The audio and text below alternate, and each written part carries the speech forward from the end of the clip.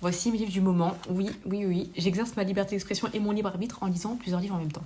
Le premier, c'est Allah n'est pas obligé d'Amadou Kourouma, grand auteur ivoirien. C'est un classique de la littérature africaine. Et il y a un livre qui est sorti, un film qui est sorti récemment à ce sujet.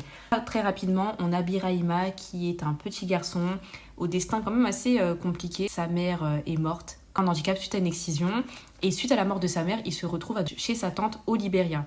À partir de ce moment-là, il va devenir un enfant soldat et c'est ce parcours qu'on va suivre. Ensuite, on a un livre, une biographie sur la reine-mère qui est Toni Morrison par Laurent Safou qui a mis un terrain conquis dans ma maison. Donc je peux vous dire que là, le crossover des deux, c'est magnifique.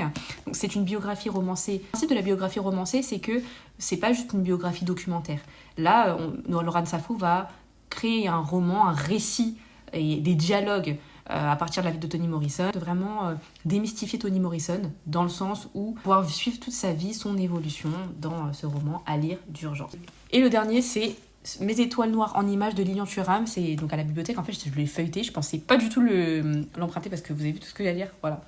Donc quand je l'ai feuilleté, je me suis dit ah ouais mais franchement je sais pas, j'ai trop aimé le format. Donc vous allez avoir plein de mini-biographies de personnalités noires, cultes, importantes dans l'histoire de France ou dans l'histoire de la francophonie de manière générale ou de l'histoire des Noirs avec un grand N.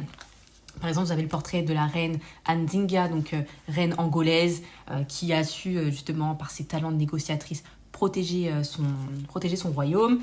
Vous allez avoir le portrait par exemple d'Ésope, de Toussaint Louverture, de Mongo Betty. Donc c'est très très divers, je dirais. Il y a beaucoup d'archives documentaires et photographiques. Donc très franchement, je l'ai trouvé super intéressant et voilà, je vous le recommande.